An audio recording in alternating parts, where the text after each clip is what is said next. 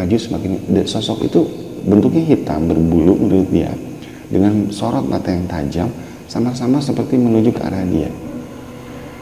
Dan yang terjadi selanjutnya, Nina ini kaget bukan kepalang, ternyata yang dilihat itu bukan manusia, Lur. Dan di situ dia mencoba untuk beristighfar antara ini mimpi atau kenyataan, yang akhirnya Nina itu nggak sadar, jatuhlah dia ke lantai, pingsan karena penuh dengan rasa ketakutan. Nah, yang di sisi lain pada saat yang bertepatan ada beberapa rekan-rekannya yang memang baru sampai di kantor itu masuk, ngelihat Nina jatuh gedubrak begitu ke lantai. Nah, semua kan panik. Nin, lu kenapa? Lu kenapa?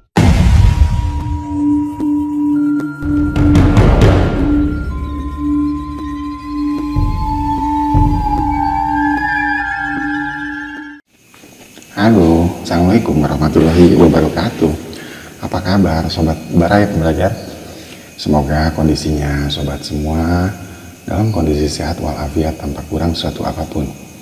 Ya, aku berharap semua Sobat dalam keadaan sehat selalu. Kali ini kisah kiriman dari Saudara Bima Arya, yang Saudara Bima ini mengirimkan kisahnya bahwa ceritanya Bima ini baru saja menikah dan usia pernikahan dia hanya baru 1 tahun. Nama dalam tokoh ini semua sudah disamarkan ya Lur, jadi beliau nggak mau minta disebutkan nama yang sebenarnya. Nggak masalah, it's okay. Jadi berawal dari kisah pernikahan mereka yang baru 1 tahun. Bima ini menikah dengan wanita yang bernama Nina. Nina dan Bima ini kebetulan belum punya anak, ya karena baru 1 tahun kurang mereka menikah. Jadi kebetulan Bima itu bekerja di salah satu perusahaan, tentunya di lembaga pembiayaan atau bank. Nah, istrinya ini, Nina, juga adalah wanita karir yang bekerja dan sudah lama bekerja di salah satu pabrik perusahaan pemodal asing. Nah, berawal dari kisah pertama kali pada saat mereka baru pindah ke kontrakan. Kontrakan mereka ini nggak jauh dari tempat kerja Nina. Suatu saat Nina ini nggak enak badan. Nggak enak badan itu karena entah masuk angin atau apa ya, nggak jelas di sini. Jadi mintalah sama suaminya si Bima untuk mengantar ke tempat kerja. Memang mereka berdua ini masing-masing punya kendaraan Lur. Konon biasanya pergi masing-masing bekerja ke tempat kantor masing-masing. Tapi entah kenapa pagi itu Nina ngerasa bahwa badannya agak nggak enak, agak demam, dan juga pusing katanya kepalanya. Nah, udah 2 hari berjalan, dan tapi konon kebetulan saat itu Bima juga masih santai, belum akan berangkat kerja. Makanya dia tanya sama suaminya. Nah, pada saat pagi-pagi itu dia bilang, ya bisa tolong antar bunda ke tempat kerjaan, ke kantor. Nah, Bima yang saat itu lagi memang asik main handphone. Nah, kondisinya Bima memang pada saat itu udah siap, ready mau berangkat ke kerja, cuma karena memang nggak buru-buru, karena masuknya mungkin agak siang kali ya. Nah, biasanya kalau jam kerja pabrik itu kan Lur, setahu gue memang beda dengan jam kerja lembaga pembiayaan atau bank, leasing, dan seperti itu lah ya. Singkat cerita, dijawablah saat itu, aduh Bun, sambil dia main handphone nih, mohon maaf lah katanya, kamu pakai Gojek atau pakai ojol aja. Dan ayah kebetulan tanggung karena memang lagi main game kan ya, tanpa akhirnya banyak komplain, hasil dengan yang wajah yang lesu dan juga memang gak enak badan, Nina ini pesan ojol lah. Nah, singkat cerita berangkatlah dia ke tempat pabrik tempat dia bekerja yang memang gak jauh dari tempat kontrakannya itu. Nah, nggak tahu kenapa Nina ini sampai kantor tuh pusing dan juga demamnya itu makin menjadi-jadi Lur. Hasil mau nggak mau ya, dengan hati yang berat dia tetap melanjutkan masuk ke kantornya, ke tempat kerjaannya, karena ya udah tanggung juga sampai kantor gitu ya. Nah, cuman dia agak kesel kenapa suaminya nggak ada perhatian sama sekali sama dia, padahal usia pernikahan mereka masih baru 1 tahun. Nah, tapi ya dia mencoba tetap berbaik sangka atau husnuzon bahwa mungkin suaminya juga nggak bisa, atau saat itu memang lagi enggan dalam kondisi yang moodnya kurang bagus. Ya hasil akhirnya mereka berangkat ke masing-masing tempat kerjaan. Yang Nina pakai ojol, Bima berangkat sendiri dengan kendaraannya. Nah, sehingga cerita saat Bima ini di jalan menuju ke tempat kantornya, entah kenapa di jalan itu ada aja gangguannya, mulai dari pertama macet. Nah, terus dilanjutkan lagi dengan ban roda kendaraannya yang kena paku. Nah, roda 2 yang dikendarainnya kena paku. Akhirnya harus mau nggak mau cari tempat tambal ban setempat yang memang saat itu nggak mudah lokasinya mencari tambal bannya. Akhirnya alih-alih dia mau cepat-cepat buru-buru ke kantor, akhirnya ya mau nggak mau akhirnya telat juga Lur. Kenapa? Ada gangguan itu tadi. Pertama macet, kedua juga ban motornya tuh kena bocor gitu, kena musibah itu.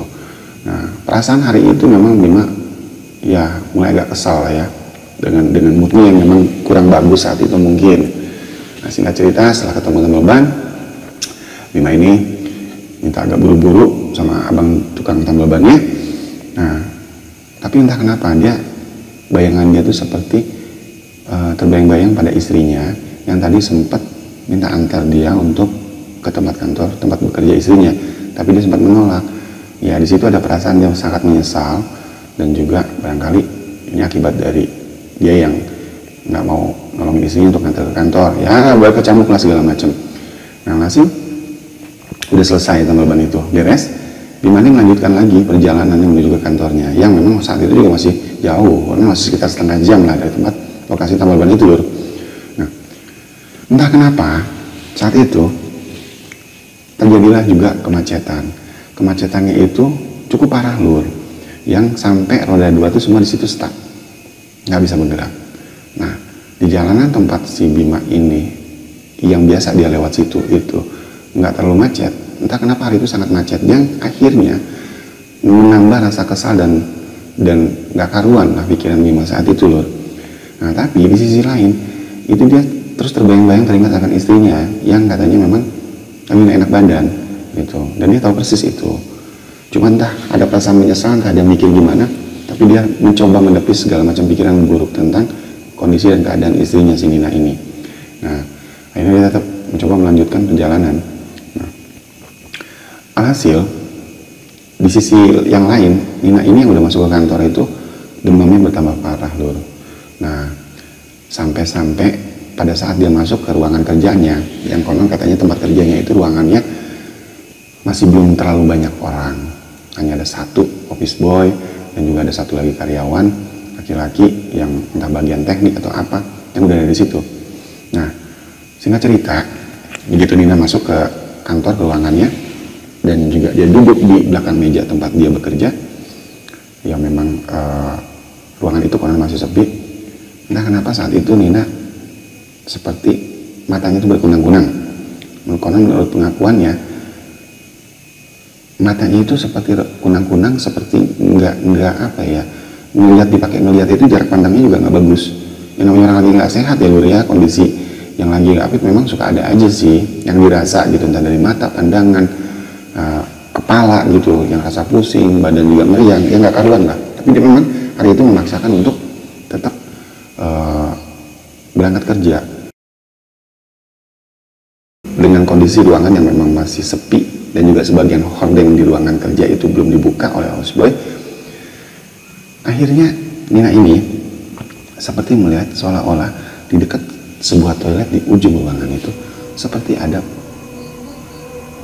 sesuatu yang dia lihat bergerak, yang berbentuk tubuhnya itu hitam, berbulu, dan sama-sama seperti ada tali, melihat menyorot matanya itu melotot ke arah Nina.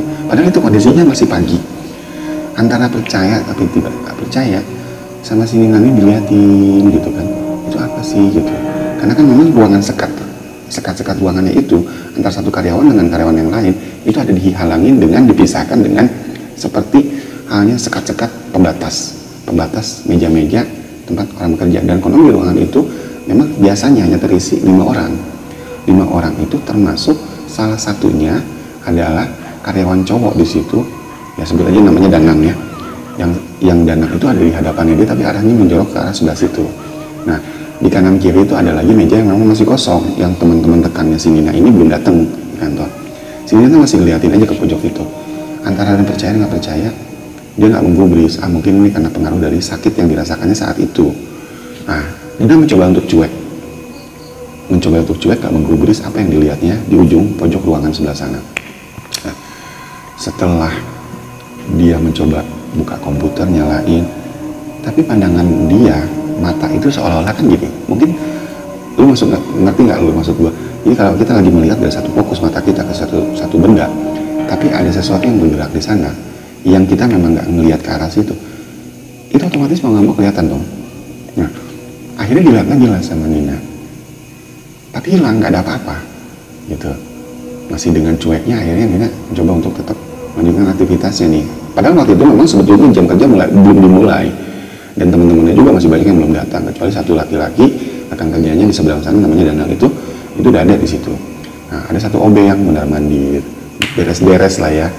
Nah, nggak lama dari kejadian itu, dia seperti mendengar ada satu panggilan lirih di kuping telinga sebelah kirinya yang memanggil namanya, Nina, ya, Nina.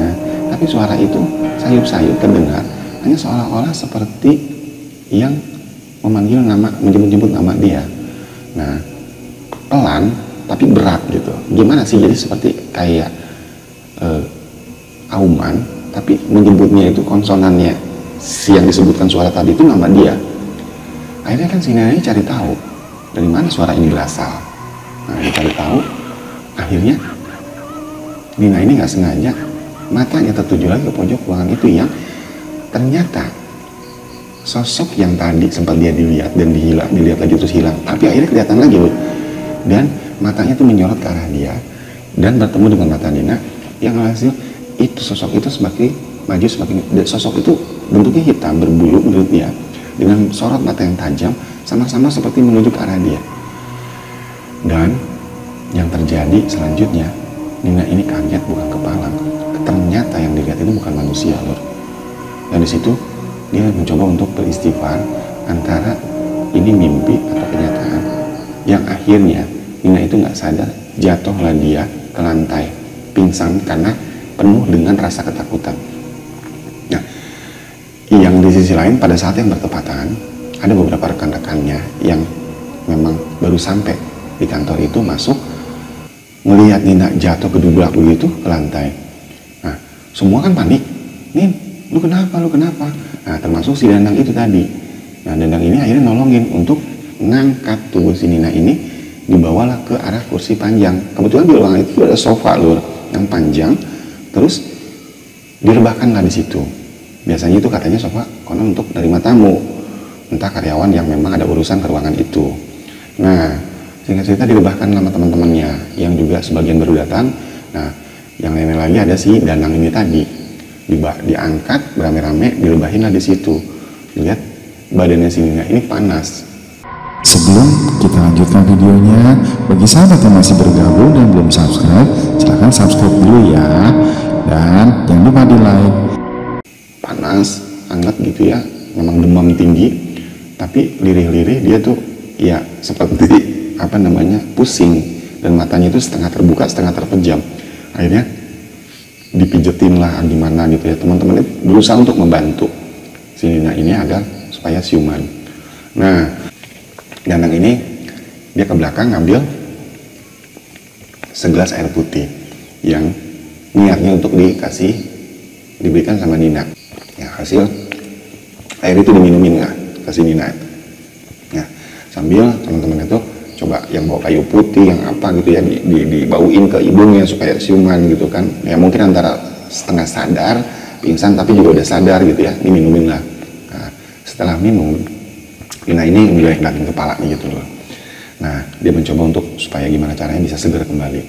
Tapi alih-alih dia coba untuk menyegarkan badannya dan bangkit dari rasa pusing dan juga lemas badan gak enak tadi.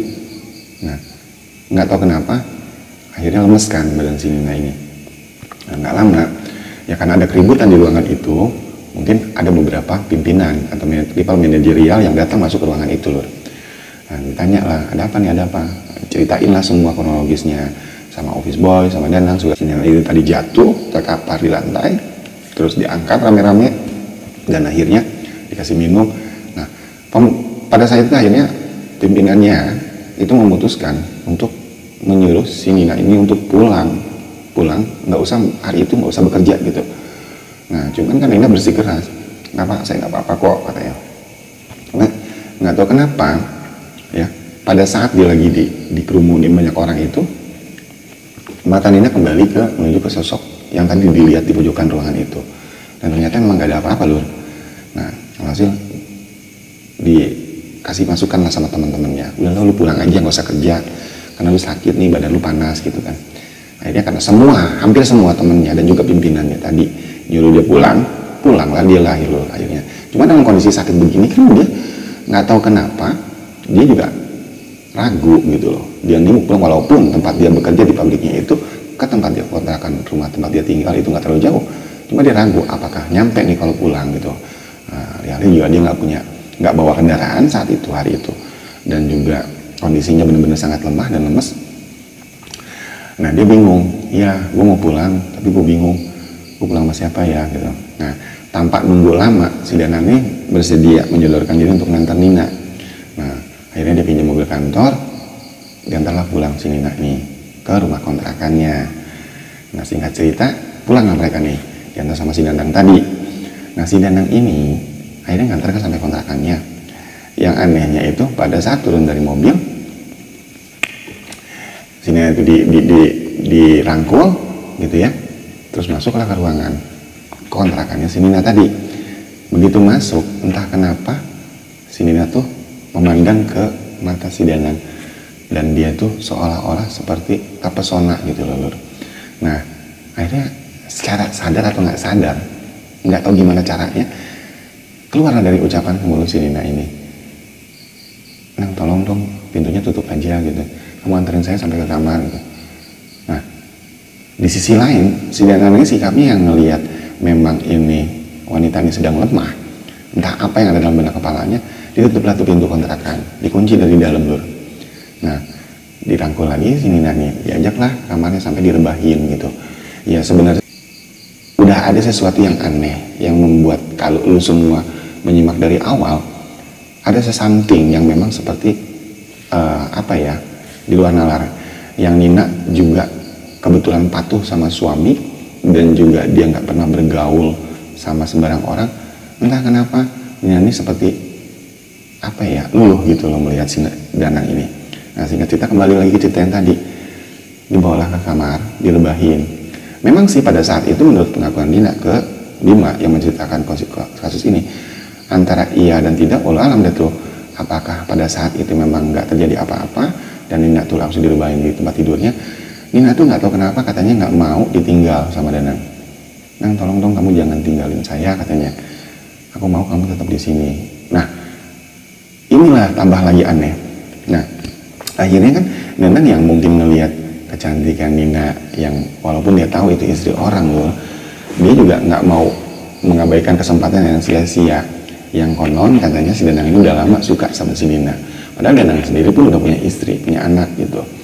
Nah singkat cerita ini ditungguin lah, dan itu berjalan beberapa menit.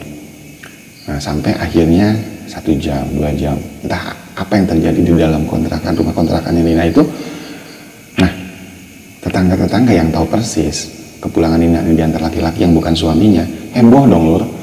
Nah mereka kasak kusuk tuh kasih tahu, ya namanya kontrakan petakan pastinya kan semua saling berdekatan ya, dan di situ akhirnya mereka saling ngasih tahu dan kasak kusuk. Nah ada satu tetangga yang memang nggak jauh dari tempat kontrakannya Nina, yang masih tetangganya sekitar situ juga, yang kebetulan ada suaminya di dalam rumah. Nah suaminya itu dikasih tahu bahwa tetangganya ini, ibu Nina ini, di dalam sama cowok sama laki-laki yang bukan suaminya. Panik lah otomatis kan si suaminya, tetangganya tadi. Nah dilihatlah, akhirnya dia manggil Pak RT, manggil beberapa warga untuk jadi saksi. Nah nggak lupa saat itu juga dia telepon ke suaminya si Nina, si Bima ini. Nah, Bima pun yang pada saat itu memang lagi sibuk-sibuknya kerja, ditelepon sekali nggak diangkat, kedua kali nggak diangkat. Akhirnya di WA tuh sama si tetangganya ini tadi, di WA, Mas tolong angkat teleponnya, Mas Bima ini sangat penting katanya.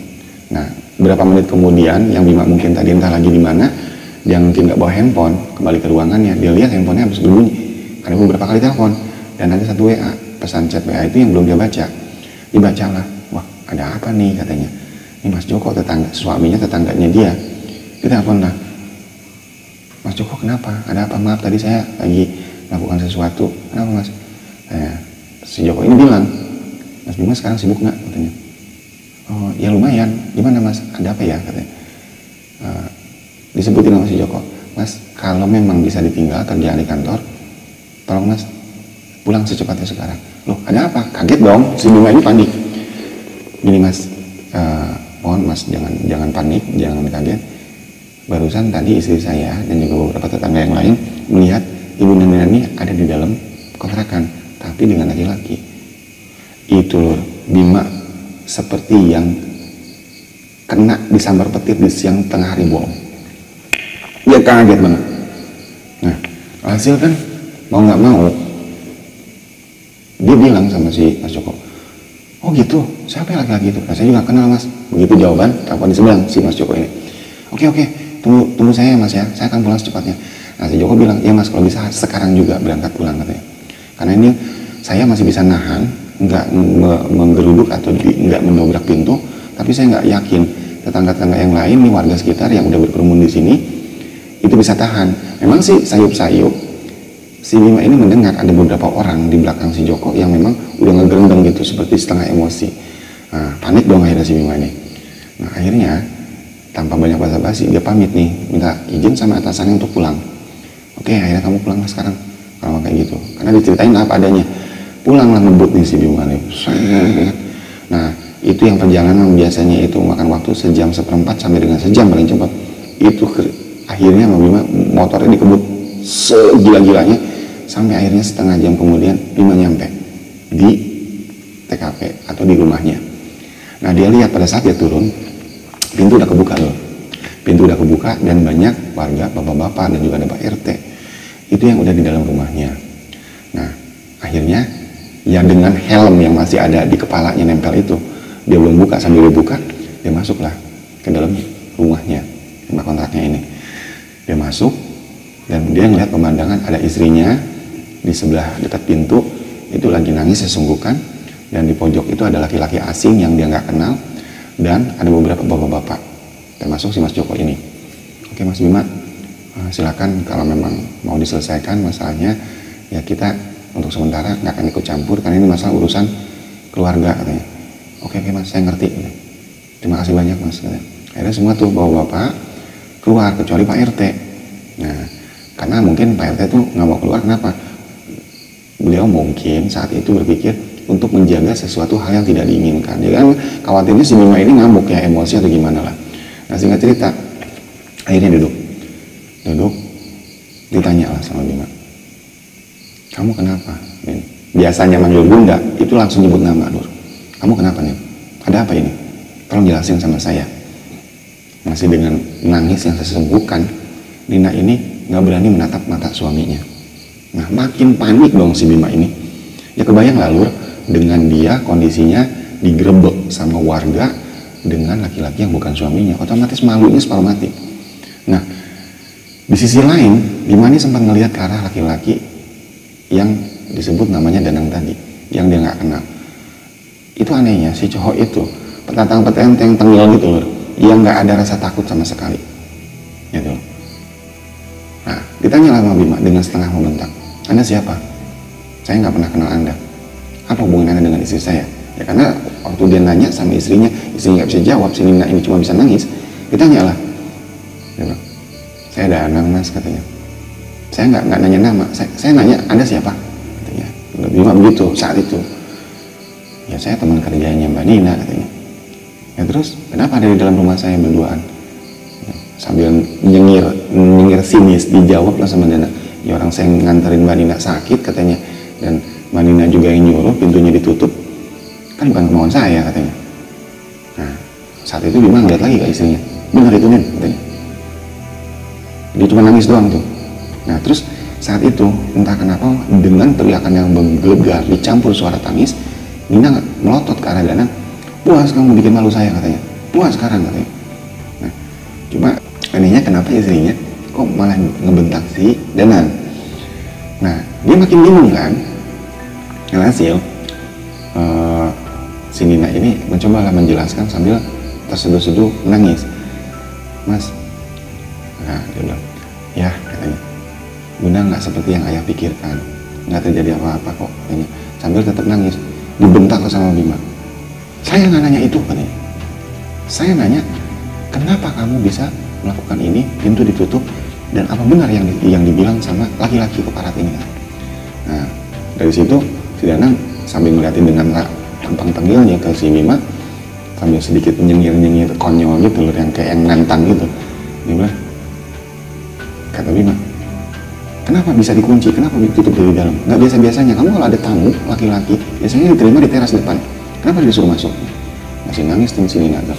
Nah, akhirnya Pak RT ini bilang, sudah sabar dulu Mas Bima, sebaiknya dirundingkan secara baik-baik ya. Kalau saya boleh saran, sebaiknya saudara, dia nunjuk, si Pak RT ini nunjuk ke Danang, lebih baik pulang katanya.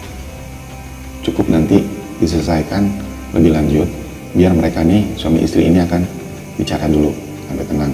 Mas Bima juga gitu, tenang, jangan emosi. Nah, hasil si Nina ini yang masih nangis, larilah dia masuk ke kamar, nangis sesungguhkan di kasur. Ya kondisinya kebayang ya Lur, di tengah dia yang masih sakit, demam, badannya panas dingin, dia ngalamin seperti kejadian ini semua, makin drop down kondisinya kan.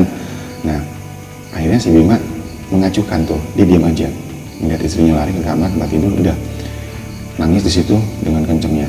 Nah, si Danang ini akhirnya pamit sambil ngelihat cengar-cengir gitu, sambil seperti kayak nantang gitu ke si Bima.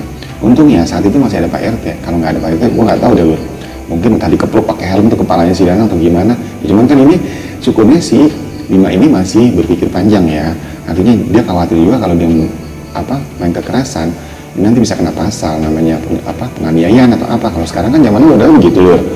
Nah, udahlah si Danang keluar, dibiarkan. Pak RT ini mencoba memastikan kondisinya aman. Akhirnya dia pamit, hasil pintunya ditutup. Nah, Bima ini sontak saat itu kejadiannya baru ingat, udah jam 1:30. Memang habis istirahat jam kantor dia tadi pada saat dia pulang menuju ke rumah. Dan dia ingat belum sholat zuhur. Nah, di tengah istrinya yang masih nangis di kasur, tersungguhkan gitu, dia nggak peduliin tuh. Nah, dia ke belakang tuh kamar mandi ngambil air wudhu, dia sholat di ruang depan tempat tadi berunding. Nah, saat zuhur dia, terus dia berdoa segala macam, udah selesai, dia dengar sayup-sayup istrinya juga suara tangisnya udah hampir nggak ada gitu, nggak terdengar. Nah, dia coba ngintip ke kamar. Nah, ternyata istrinya ini masih nangis loh, cuman udah nggak ada bersuara, mungkin udah kecapean kali ya, air mata tuh udah tumpah. Nah, hasil singkat cerita, dia duduk samping istrinya di tempat tidur itu. Saya mau nanya sekali lagi, kamu udah ngelakuin apa dengan laki-laki tadi di dalam kamar ini? Nah, si Nina ini coba ngejelasin, ya, Bunda nggak ngapa-ngapain, sampai dia sumpah apa segala macam. Sungguh, Bunda berani sumpah apapun, Bunda nggak ngapa-ngapain katanya sama si Danang itu. Dan Danang itu juga orang baru katanya, orang baru yang masuk kerja belum sampai 3 bulan.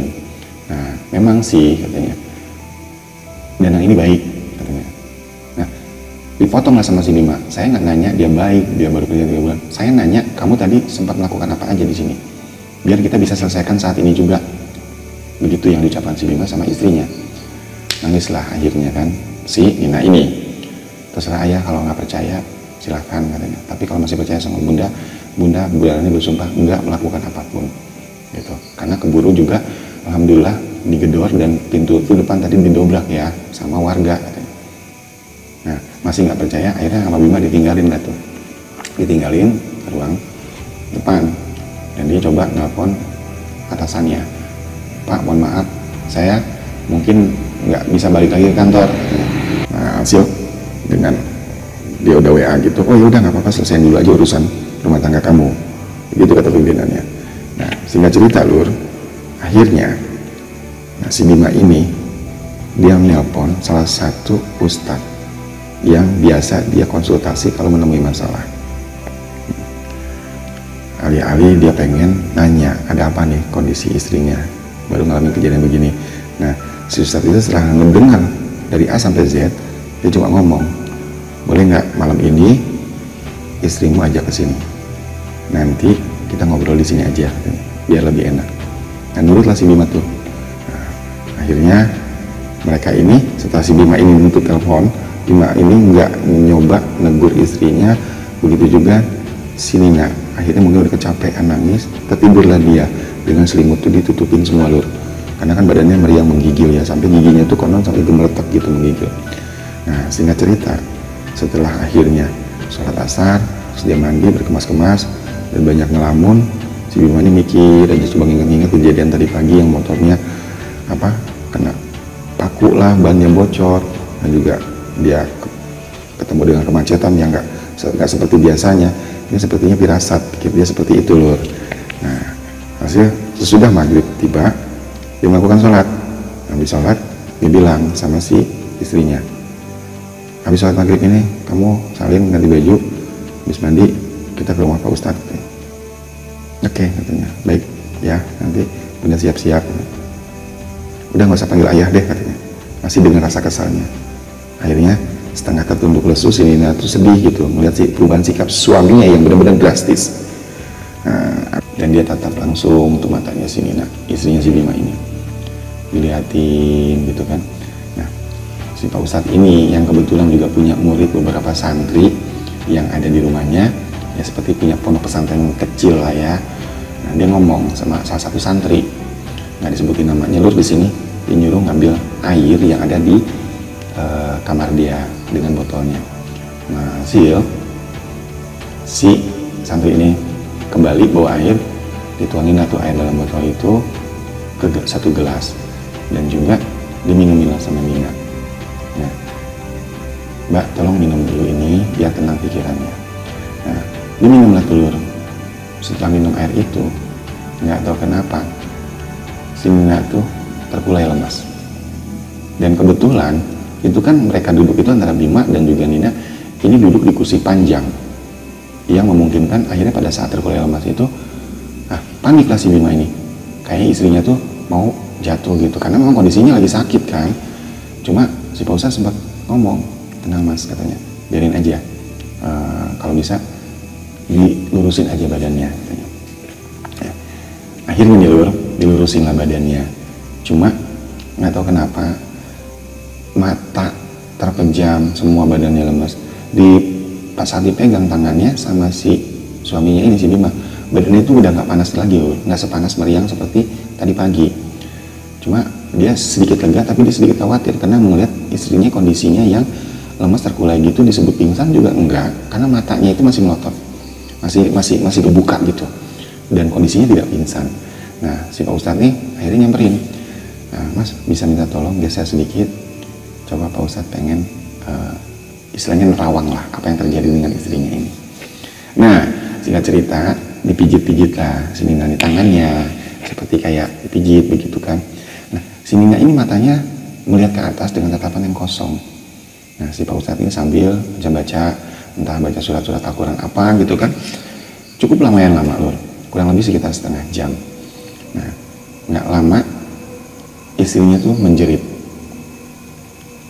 astagfirullahaladzim, katanya, sambil jerit teriakan yang cukup melengking, tapi dengan kondisi mata yang terpejam. Otomatis kan panik lah si Bima ini kan. Nah, akhirnya pada saat dia panik, dicoba ditenangin sama Pak Ustadz. Tenang mas, udah santai aja, mas duduk aja di situ, ini biar Pak Ustadz lagi coba, katanya. Pak Ustadz pengen tahu apa yang sedang terjadi sama si Mbak Nina ini, katanya, dengan istrimu. Udahlah, setelah dipegang gitu kan, dia nggak tahu gimana Pak Ustadz merem. Si Nina ini seperti kayak yang ngigok lur, ngigok ngomong yang nggak karuan, tapi dengan ucapan yang nggak jelas gitu. Nah, si Pak Ustadz saat itu masih mijit-mijit gitu ya, masih megang-megang tangannya, kakinya, jempolnya gitu, dipijit-pijit gitu, sambil merapal beberapa surat ayat-ayat suci Al-Quran. Nah, hampir setengah jam lamanya, istrinya si Nina ini benar-benar pingsan dan nggak bersuara lagi. Nah, akhirnya si Pak Ustadz menjauh, udah selesai melakukan entah ruqyah, entah terapi, entah apa yang namanya ya. Saat itu dipanggil lah santrinya, minta tolong bikinin kopi 2, maksudnya untuk si Pak Ustadz sama si Bima temunya. Nah, sambil nunggu bikin kopi, dia nanya kejadiannya gimana mas sebenarnya. Nah, diceritain lah tuh sampai awal dia berangkat kerja, terus dapat telepon dan rumahnya itu digerebek dan sebagainya. Akhirnya si istrinya ini siuman. Seiring dengan kopi datang, mereka santai, si Nina ini siuman dan duduk di kursi panjang itu. Dan kebetulan dia ngelihat celingak-celinguk dan penuh keringat yang memang bercucuran dari wajahnya sampai ke tubuhnya. Nah terus ditanya sama Pak Ustadz, gimana mbak kondisinya? Mbak itu sebenarnya kenapa? Dia ceritain lah, dari mulai pagi dia berangkat, terus juga akhirnya di kantornya dia ngelihat suatu penampakan sosok hitam tadi, sampai ke akhirnya si Nina ini pingsan, diberi minum dan sebagainya, sampai akhirnya digerebek dan juga sampai datang ke situ. Semua diceritain komplit, nggak ada yang dikurangin, nggak ada yang dilebihin. Nah si Bima yang masih dengan kondisi kesal dan masih banyak bertanya-tanya di benarnya, entah benarkah pengakuan istrinya yang nggak ngapa-ngapain sama si laki-laki tadi, atau kalau terjadi sesuatu. Kondisinya saat itu si Bima ini memang sudah bertekad kuat untuk ingin menceraikan si istrinya. Nah tapi di situ dikasih tahu sama si Ustadz, tenang mas, jangan terburu-buru ngambil keputusan, nanti takutnya kamu menyesal. Akhirnya Bima ini nurutlah, dengerin kata-kata Pak Ustadz. Nah diminumin lagi lah si Nina ini dengan air yang memang sudah disiapkan sama Pak Ustadz tadi yang diantar sama santrinya. Setelah diminumin selesai, akhirnya si Nina ini disuruh ambil wudhu dan usul. Saat itu memang udah lewat dari Isya.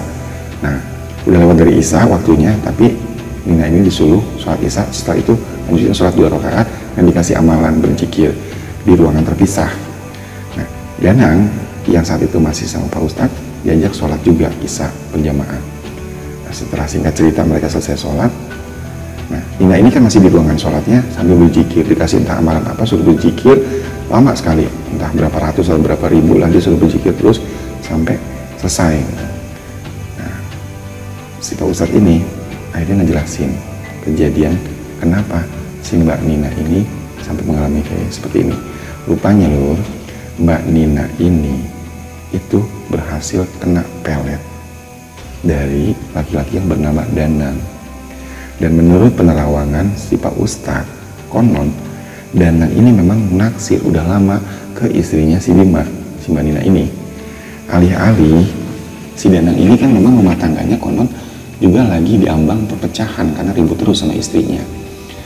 Nah entah masalah apalah, entah masalah ekonomi atau masalah apa, dia berniat untuk menceraikan istrinya dan merebut si Nina dari suaminya, ya dalam hal ini Bima. Cuma ilmu pelet yang digunakan si Danang ini entah dari mana, konon cukup lumayan ampuh. Bermula dari yang makhluk halus yang dilihat di ruangannya si Nina pada saat kerja pagi-pagi melihat sesuatu hitam itu, konon itu adalah jelmaan dari dukun pelet yang dikirim khusus untuk mengganggu si Nina di kantor itu.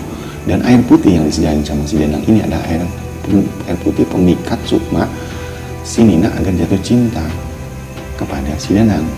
Makanya jangan heran kalau akhirnya menurut Pak Ustadz, entah kenapa Nina secara sadar nggak sadar nyuruh pintu itu ditutup, nyuruh Danang untuk nutup pintu kontrakannya.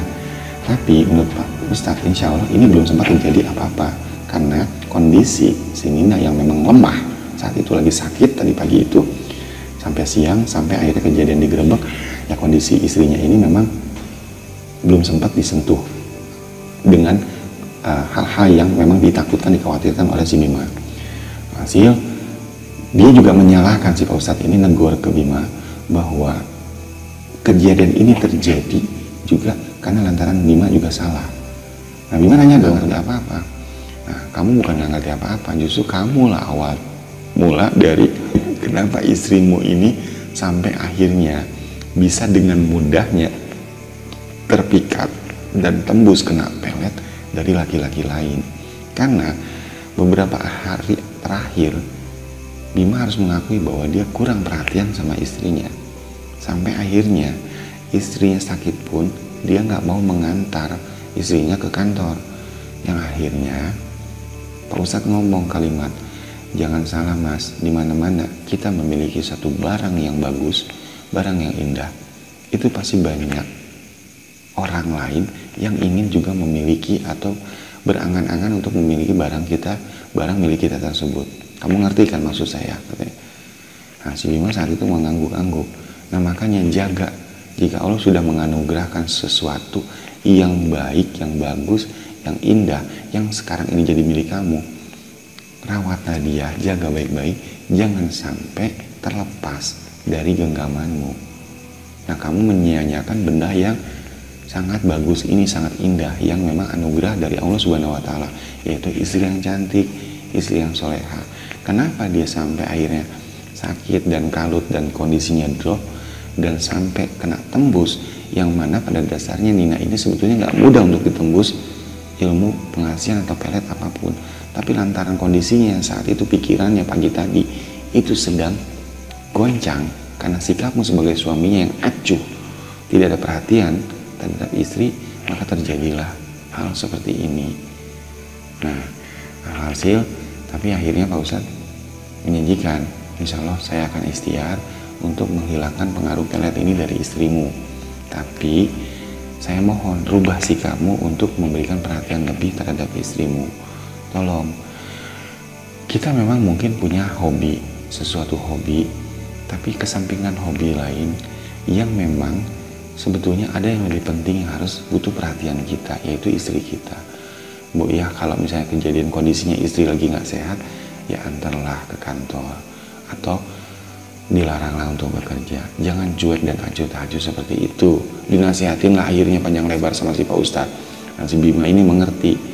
Dan nggak lama berselang, akhirnya dengan kondisi yang masih tubuhnya lemas, si Nina ini selesai. Udah wirid, sudah selesai sampai masih pakai mukena. Nah, dia ikut duduk nimbrung di situ dengan kondisi yang lemah. Dan akhirnya dibilangin lah sama Pak Ustadz, dinasihatin dua-duanya untuk rujuk kembali dan rukun, dan Bima itu pun setuju. Nah, cerita ini cuma sampai di sini Lul, tapi ada hikmah yang bisa gua ambil ya. Hikmah pertama, dimana entah lu semua ya, baik laki-laki perempuan, jika memang sudah punya pasangan, dalam hal ini pasangan yang sah, cobalah memberikan perhatian yang cukup, jangan perhatian yang kurang. Kesampingan segala macam hobi yang di luar hal yang lebih penting dibandingkan pasangan kita yang lagi membutuhkan, entah istri terhadap suaminya, entah suami terhadap istrinya. Karena pada hakikatnya rumah tangga itu jika sudah menikah, sudah halal, itu adalah prioritas utama adalah pasangan, selain orang tua ya tentunya. Nah, agar tidak terjadi hal-hal yang seperti membuat pikiran itu kalut. Ini sebetulnya berlaku untuk siapa saja, entah laki-laki atau perempuan. Itu jagalah perasaan masing-masing dan cobalah tetap romantis dalam kondisi apapun. Itu pertama, pelajaran yang bisa gue ambil dalam hal ini, yang mudah-mudahan juga bermanfaat buat lo. Yang kedua, Lur, kondisinya pada saat kita dimanapun berada, janganlah kita mudah menerima pemberian orang yang bentuknya entah minuman, entah makanan, entah apapun. Ini itu bisa diambil pelajaran bahwa air atau makanan yang masuk ke tubuh kita itu bisa saja, apalagi dari orang yang memang baru saja atau belum lama dikenal, itu bisa saja telah dibubuhi suatu hal yang buruk yang akan menimpa kita di kejadian di kemudian hari. Nah, ini terbukti dengan kejadian di peletnya si Nina ini oleh laki-laki yang bernama Danang ini, yang akhirnya walaupun pengaruh pelet itu bisa dibersihkan, cuman ya tetap aja kejadian ini tidak seharusnya terjadi jika memang poin 1, 2 tadi tidak terjadi pada rumah tangga ini. Nah, mungkin kisah dari yang singkat ini bisa kita ambil hikmah dan pelajarannya, Lur. Semoga kita senantiasa dilindungi oleh Allah Subhanahu wa Ta'ala dan tidak terjadi sesuatu hal yang sejenis ini di kita semua. Semoga ini bermanfaat ya. Terima kasih mau menonton dan sampai bertemu kembali di video berikutnya. Assalamualaikum warahmatullahi wabarakatuh.